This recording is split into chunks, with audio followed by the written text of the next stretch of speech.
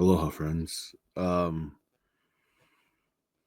have a feeling this is going to be an ongoing topic or an ongoing thing, but I did another Danny Shea guided journey, and he's really good. Um, if you guys have a chance, Danny Shea's he's a really cool guy, and he does really good guided journeys or guided meditations, shamanic journeys. Um, should give it a try. I think he's doing it every Saturday. I think it's supposed to be every Saturday. Um, um, yeah, just check it out. It's worth your time. If you have the time. But yeah, so he took us this week in this week's installation. He took us to the ocean, and what was interesting was he's doing his thing, and we're going on this journey, and all this stuff is happening, and it's real cool. And we came up to this one part where there was like we're down in the bottom. I think we're at the bottom of the ocean, and like so one of the messages were I think he was saying like, oh, you could pick a time forward like 50 years, 100 years, 500 years, but pick a time. And I don't even remember time um what time frame I was at, but I know it was in the future. And I just remember, like, we're all living there. We're all living like at the bottom of the ocean or in the water, probably on the bottom of the ocean. But yeah, we were all living there. And it's actually not a new concept for me. I've heard other people speak about this, that eventually one day we will have to live underground or in the ocean or both. I think Dolores Cannon spoke about it a couple times, and Sterling and a couple other people over time have mentioned that eventually we won't be land dwellers, only because the atmosphere or whatever. And it's probably like way down the line, so I'm not too worried about it. If that happens like in my lifetime, then I'm sure they'll figure it out and we'll all adjust. But anyways, um,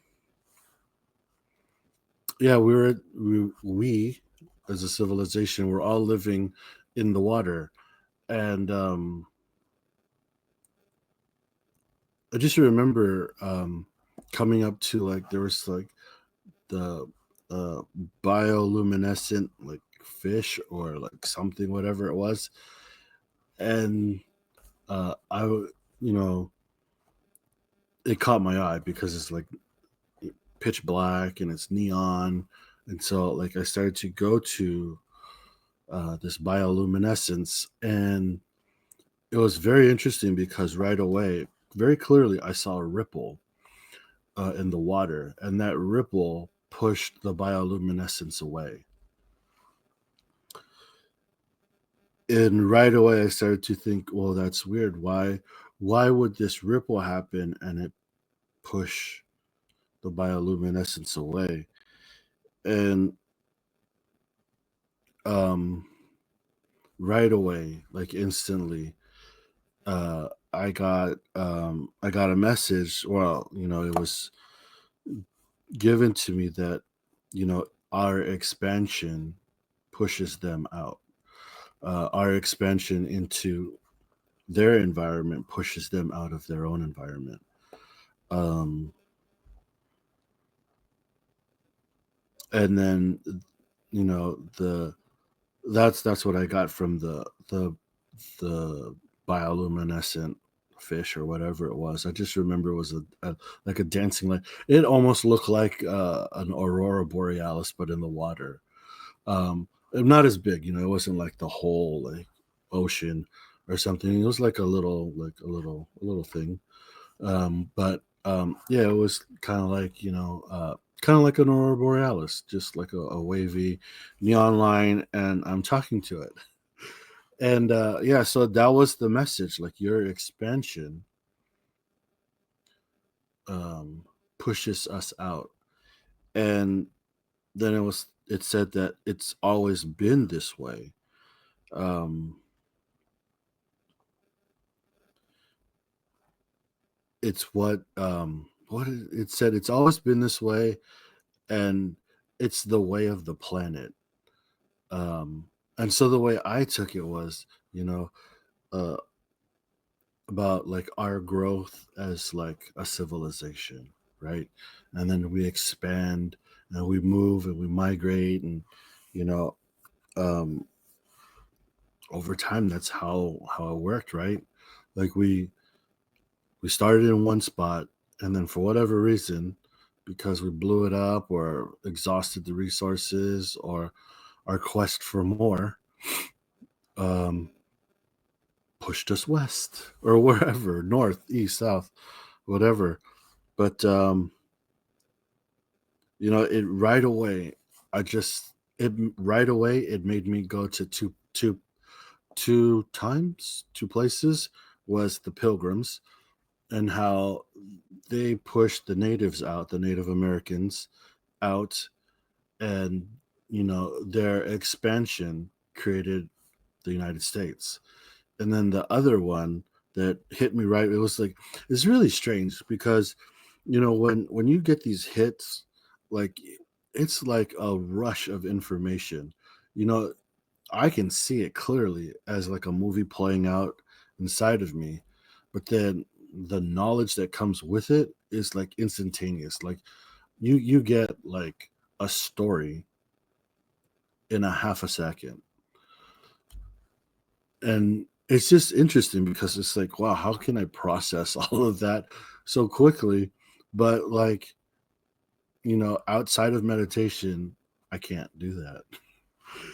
Um, or it just doesn't work for me that way. But yeah, so the other, oh gosh, see, I'm like a squirrel all over the place. But the other place that it took me to was Hawaii, and how the time when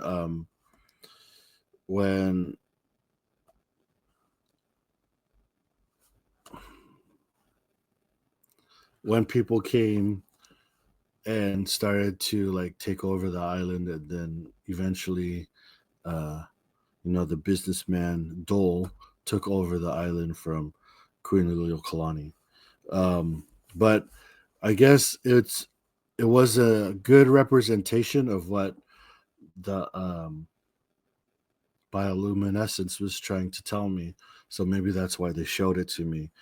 Was, for whatever reason, the quest for freedom, uh, for one's own personal freedom, uh,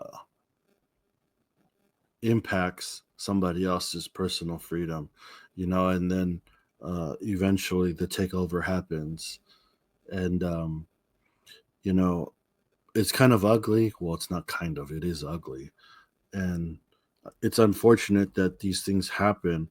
But then I guess, li- thinking back on what the bioluminescence told me, that it's the way of the planet. Like, it's supposed to happen, or it's going to happen regardless. Um, what was interesting though was when I you know when I understood what the message that they were telling me. Um, my question was, so how do if this is supposed to happen, like, where one group moves in and then it forces the other out, like this is part of the way of the planet, then how do we how do we move within that, like, structure, you know um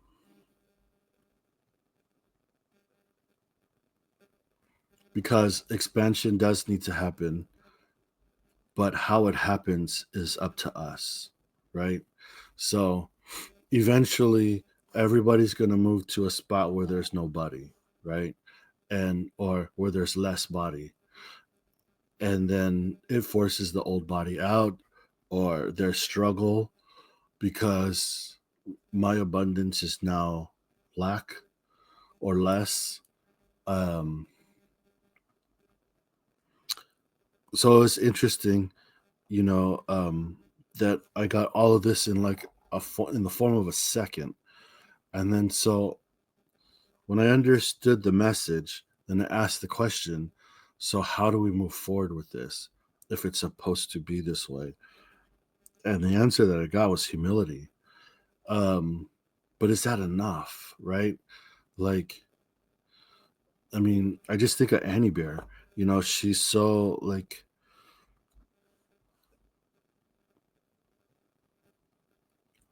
I don't even know how to explain it, but I mean, she's a Native American, and like all the way through to the core, right? And would me moving into her house or pushing her out of her house and making her live in her own backyard, but if I did it with humility, would that make it okay? Would she be okay with me kicking her out of her own house and forcing her to live in her own backyard, or maybe on the other side of the fence? Because I wanted more space. I needed spiritual freedom. I needed religious freedom, or I just wanted more. Um, if I did that humbly, would that still be okay? I don't think so. I don't think that's going to sit well. Uh, even even though I know Annie Bear loves me dearly, I don't think that's going to sit well. Um, but that's the message that I got. But how do we move forward? You know, in these trying times, right? Like everybody's angry, everybody's frustrated, in fear. Like there's so many things going on. Like how does it all stop? How do we make it stop? Can we make it stop, or is it just the way that it needs to be? You know, we could say like, oh, humility, have compassion for one another, but is compassion going to give Annie Bear her land back? No, she's never going to get that back. Just like the Hawaiians won't. Should they? Probably not. Not because they don't deserve to have it back, but if the United States gave Hawaii back to the Hawaiians, then somebody else would just come in and take it. Doesn't make it right, you know. And you know, it's I kind of feel a certain way saying that growing up in Hawaii and understanding, you know, uh, the outrage and the frustration, like it was stolen from us. The land was stolen from us. Our way of life was taken away from us. We were forced to not speak Hawaiian, to only speak English, and to only believe in the Catholic Church and Christianity. And we weren't allowed to worship Madame Pele or, you know, stuff like that. It was robbed. It was taken away. It was stolen. But if it wasn't Dole,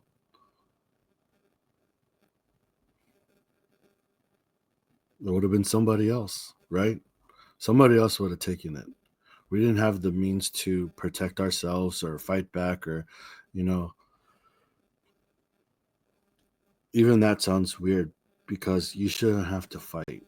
You shouldn't have to fight for what's yours, right?